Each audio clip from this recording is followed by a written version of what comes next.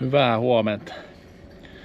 Se on noin 100 astetta pakkasta ja on ihan riittävän kylmä, niin alkaa tuo talo kylmenemään. Niin lähdetäänpäs lämmittämään nuo meidän talon tulisijat. Siellä on pari kaakeliuunia, yksi kevyt takka ja sitten on saunalla vielä iso puukiuas. Niin lähdetäänpä katsoa, missä palaa vuosittain vajaa 15 mottia puuta.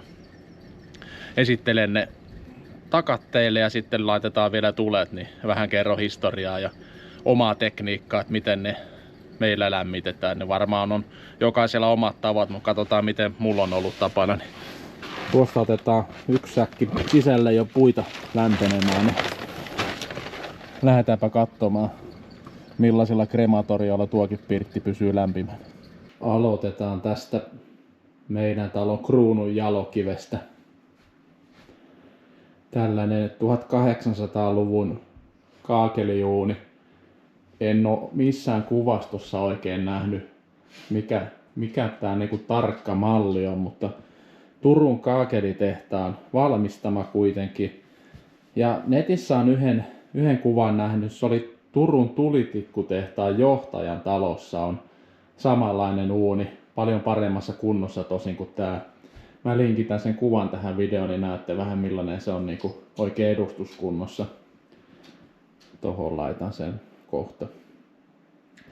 Tosiaan 1800-luvun lopulta oleva malli. Tää, silloin kun muutettiin tähän taloon, niin siinä oli läpipalannut nämä luukut jo. Niin tää nyt on tänne budjettimalli. Sattui löytymään torista oikein kokoinen toi luukku siihen, niin laitoin sen nyt tilapäisesti. Siihen voisi teettää sen, tai jostain jos löytyisi, niin ihan semmoisen oikein alkuperäisen luukun. Tulisia oli, tää oli muistaakseni tuota perältä puuhki palannut ja aika rapautunut oli, niin appiukon kanssa sinne muurattiin tulitiilistä toi perä ja sitten no kyljet oli rapautunut, niin mä laitoin tommoista tulen kestävää niin kuin tommoista valumassaa. Vanerista tein muotia ja valutin noin, niin ne on 8 vuotta kestänyt nyt talvisinkin joka päivästä käyttöä, että ihmeen hyvin tollanen valumassa kestää. Että tää pohja oli niin kuin aika montullaan, silleen mä en tiedä millainen se alun perin pitäisi olla, mutta näähän on siis arinattomia mallia, että näissä ei ole arinaa ollenkaan, niin tasoitin sen tuohon luukun alareunan tasalle, että siinä on tulitiiliä pohjalla ja sitten hiekkapuhallusiekalla on saumattu tuo sitten noi tiilien välit, siitä tuli ihan hyvä. Että tää on tällainen kulmamalli, eli tää on kulmasta ihan tonne taakse auki, että lämpöä tulee tuota takaakin. Nuohousluukku ja sitten siis mä en tiedä, mallihan on sellainen, että tässä on 2 noita savupeltejä. Eli silloin kun pidetään tulia, niin molemmat pellit on auki. Sitten jos halutaan kesällä vaikka ylimääräistä ilmanvaihtoa, niin silloin toi ylempi pelti jätetään auki. Ja sitten tuolla on tuollainen perhosventtiili tuolla kyljessä, niin se avataan. Eli tuo perhosventtiili, siitä johtaa putki tuonne peltien väliin. Eli jos tuo alempi pelti on kiinni ja ylempi pelti on auki, niin silloin saadaan ilmanvaihtoa ton perhosventtiilin kautta. Meillä on koneellinen ilmanvaihto tässä talossa, niin ei ole tarvinnut käyttöön ottaa. Mutta tää on tosi koristeellinen tää takka. Toi on upea toi. Ihan yleitä tonne, kun on niin korkea huone. Tuolla on tollanen ukko tuolla ihan päällä, että tää on 80-luvulla lisäeristetty tää talo. Silloin on kattoon laitettu lisäeristettä, niin silloin on pitänyt niistä ihan pikkainen siivu tuolta niin ukon päästä pois, että se pala on tallessa kyllä tuolla takan päällä, mutta harmi vaan, kun sitä on joutu tolleen silppuumaan, että sen olisi voinut kyllä keksiä jonkun toisen ratkaisun siihen. Että tää on ollut ajatuksena, että se voisi entisöidä noin maalaukset, että ne on pikkasen rapistunut, mutta toisaalta sitten antaa iän näkyä, että se on osa sitä charmia mun mielestä, että pidetään se silleen elämän nähneen näköisenä. Että tosi hyvin antaa lämpöä, että kaakeliuunit on semmosia, että nyt kovilla pakkasilla niin pesä illalla ja pesä aamulla, niin se pysyy kuumana sitten. Sitten siirrytään tänne seinän toiselle puolelle, niin täällä on vähän uudempaa mallia oleva kaakeliuuni. siinä tallin esittelyvideossa näkyy niitä purkukaakeleita, semmosia sinisiä, sinivalkoisia. Mä luulen, että tässä kohtaa on ollut alun perin se uuni.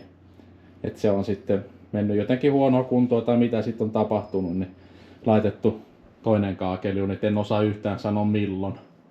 Olisiko tää ehkä 30-luvulta, veikkaisin. Jos joku tietää paremmin, niin laitelkahan kommentteihin tietoa. Mutta tää on niinku rakenteeltaan samanlainen. Tässä on kyllä varmaan alkuperäinen luukku. Tossa lukee joku numero 61 on varmaan tuo malli sitten. Mutta arinat on kanssa ja täällä on tulipesä ihan hyvässä kunnossa vielä. On kans talvisin joka päivä käytössä. Tässä mallissa ei ole sitä perhosventtiiliä tuolla kyljessä, mutta 2 peltiä on kuitenkin. Tuplapelti tietysti pitää paremmin lämpöä kuin yksi pelti, että en tiedä olisiko tässä sitten tähän malliin ehkä saatavilla sitten sellainen perhosventtiili tonne ilmanvaihtoon, mutta tähän sitä nyt ei ole kuitenkaan asennettu. Tää on ihan näyttävä tääkin, vaikka on malliltaan erilainen kuin tuo toinen.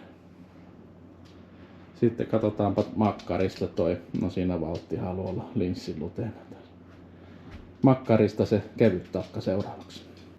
Täältä makkarista löytyy sitten talon 3. tulisija, varmaan sen 100 vuotta nuorempi kuin nuo edelliset.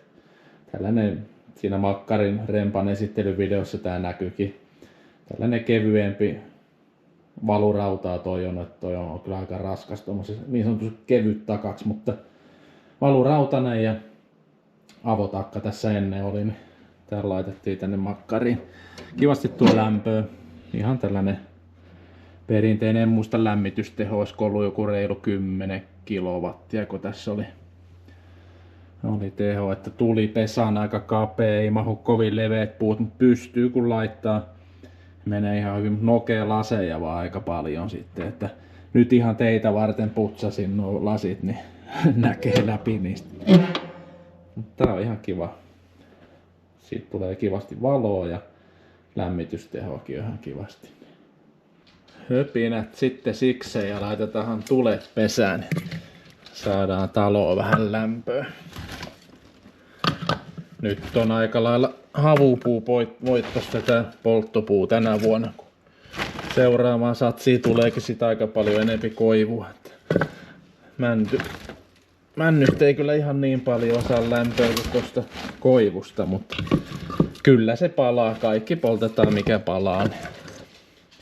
Itellä on ollut sellainen tapa, että lämmitän tai sytytän niin kuin sanotaan ylimmästä 3. ehkä, että sellainen oikeaoppinen tapa olisi ilmeisesti en kuin päätä sytyttää, mutta mä en ole niin puristi ja sellainen, että sytytetään sillä, että se varmasti syttyy, että mä itse käytän näitä sytytyspaloja, sais tuohella tehtyä ja millä tahansa kiehisillä, mutta yksi paketti tällaisia sytytyspaloja maksaa sen vähän reilu euro ja sillä monta viikkoa lämmittää ja syttyy nopeasti, niin en näky mitään järkeä ruveta tussaamaan minkään kiehisten kanssa, kun tollaan syttyy nopeasti. Ja tosta ylimmästä 3. otetaan pellit auki, niin voisi vetää vähän paremmin. Ylimmästä 3. sytyttää, niin se lähtee vetää se palo tosta yläosasta kuitenkin, niin maailma pelastuu sitten savukaasujen osalta. Ja palaa silleen hyvin sitten, tuo tuli etenee tonne alaspäin. Huomannut, että se on sellainen toimiva tapa. Se lähtee, puut on suunnilleen vuoden verran ollut tuolla liiterissä kuivamassa, niin ne kyllä lähtee palaa. Ja havupuu muutenkin, niin se syttyy kyllä hyvin ja palaa aika iloisesti. Laitetaanpa sitten tuonne toiseenkin pesään tulet. Sama tarina täälläkin. Samalla lailla ylimmästä 3. on tullut tapana sytyttää. Tää tulipesä on pikkasen lyhyempi kuin tuossa vihreässä kaakeliuunissa. Täällä on välillä pitää noita pitempiä jättää pois, jos on sattunut polttopuuhommista tulemaan. Ne menee sitten vaikka saunan pesään, niin palaa sit siellä. tonne taas tollanen kolo ja sytytyspala perään ja tulta munille. Se lähtee siitä. Pellitkin muistin tällä kertaa ensin avata. Lähtee vettä. Näissä on muuten erikoinen hormi näissä kahdessa kaakeliuunissa. Katolle tulee vaan yksi reikä. Että ne on tuolla vintillä on yhdistetty näiden kahden. Ja oikeastaan tuossa niinku välikaton tasalla niin hormissa on yhdistetty näiden kahden hormit sillä tavalla, että ne menee yhtä reikää pitkin sitten tonne vesikatolle. Joku vanhempi nuohooja taisi joskus tietää sanoa, että onko aikanaan ollut sellainen piippuvero olemassa, että on pitänyt sen takia yhdistää noita hormeja, niin on saatu pienempi vero sitten sitä kautta. Hyvin humisee ja vetää. Se on sytty hyvin siitä. Katsotaanpa toinen vielä.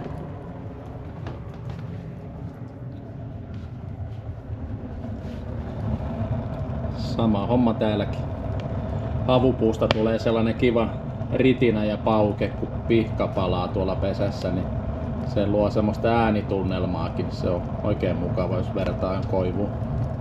Mutta ei mitään, talo rupeaa siitä lämpenemään, niin mä otan kupillisen teetä ja jatketaan talon lämmittämistä. Niin kiitoksia katsoit ja laittakaapa peukkua ja kommenttia, niin laitellaan uutta videoa tulemaan, niin jatkellaanhan siitä. Kiitoksia ja moikka!